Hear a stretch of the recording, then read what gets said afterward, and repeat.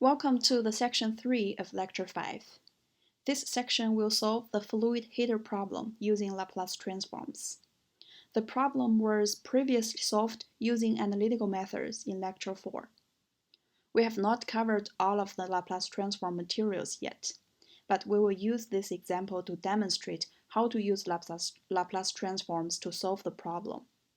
We will demonstrate one technique for taking an inverse, and we will cover more methods in future videos. This example is covered in more detail in the course packet pages 5-9 to 5-11. Here is the fluid heater problem. We have a well-insulated tank with cold fluid entering the tank and hot fluid leaving. The outlet fluid temperature is TH, and the electric heater increases the fluid temperature to the set point, TR. We assume that the tank is well insulated, so that we don't need to account for heat loss through the tank walls. And we assume that the tank is well mixed, so that we don't have to deal with incomplete mixing or short circuiting. To simplify the equation and define a time constant, like what we did before, we divide through by rho times V dot times Cp. We define tau, the process time constant, as V, the tank volume, divided by V dot, the fluid flow rate. This time, we will define two additional constants, K1 and K2. They are being used to simplify the notation as we do the Laplace transform.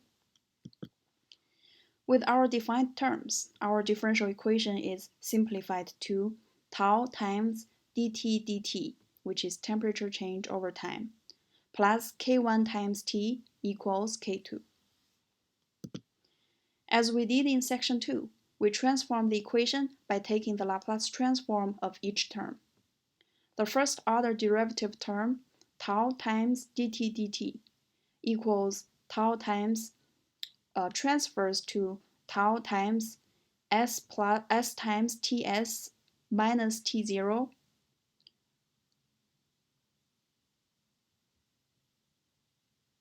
As we did in section 2, we transform the equation by taking the Laplace transform of each term.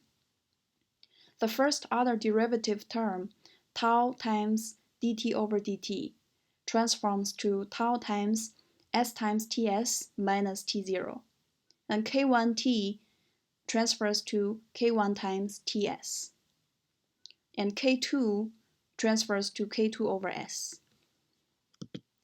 Since we have a derivative term, we need an initial boundary condition at time 0. The boundary condition in the time domain is t0 equals tr.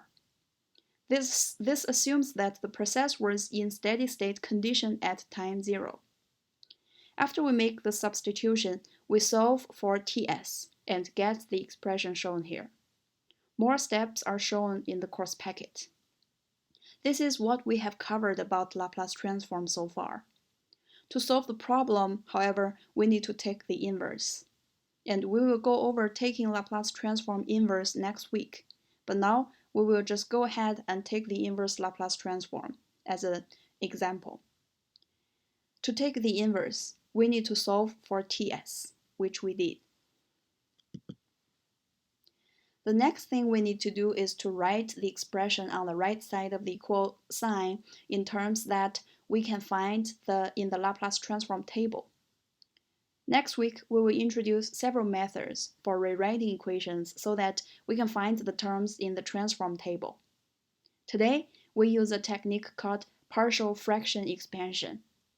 If you want to read ahead, take a look at page 6-4 of your course packet. In most cases, you will use MATLAB to obtain the coefficients needed to write the partial fraction expansion. So we write the expression on the right side of the equal sign and set it equal to two terms. We have two terms because the denominator in the expression on the left side of the equal sign has two terms, which is s and s plus k1 over tau. The numerators are a and b. We don't know what a and b are at this moment, and we will need to find them out. We have just written the expression as the sum of partial fractions. Again, the technique is called the partial fraction expansion. Solving this by hand involves algebra. To find a, we multiply both sides of the equation by s and simplify the equation. Then we set s to be 0 to find a.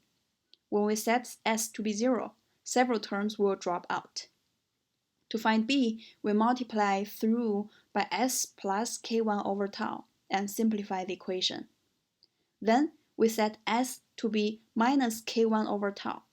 When we do this, some terms will be eliminated, and we can find b. More details are in the course packet on page 5-10. The results of the partial fraction expansion are a equals k2 over k1 and b equals tr minus k2 over k1.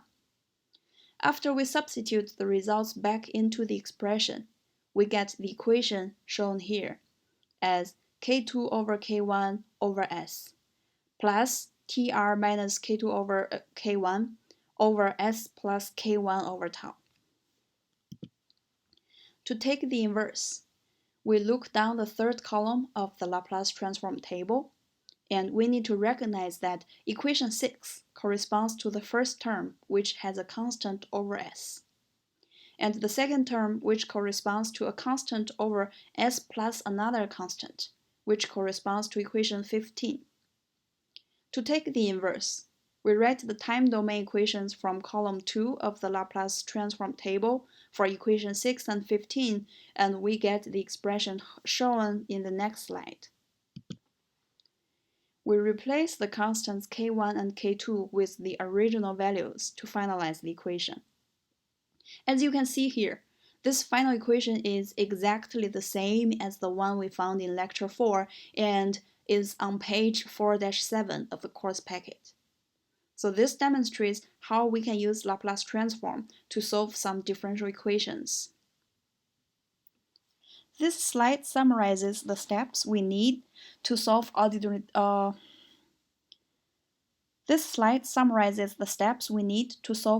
differential equations using Laplace transforms.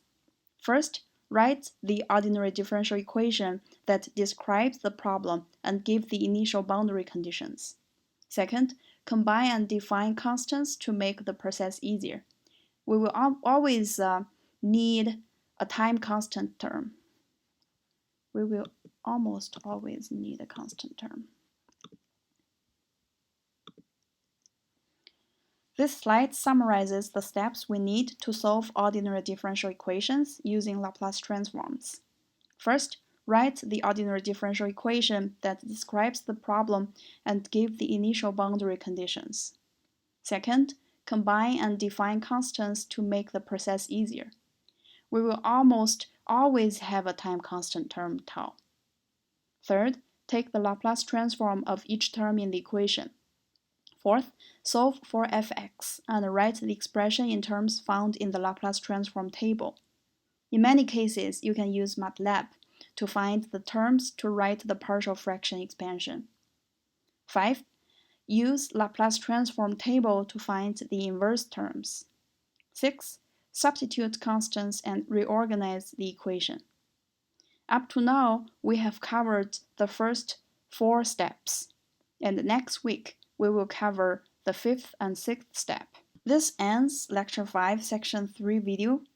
Please write down any questions you might have and bring them up in class. Thank you.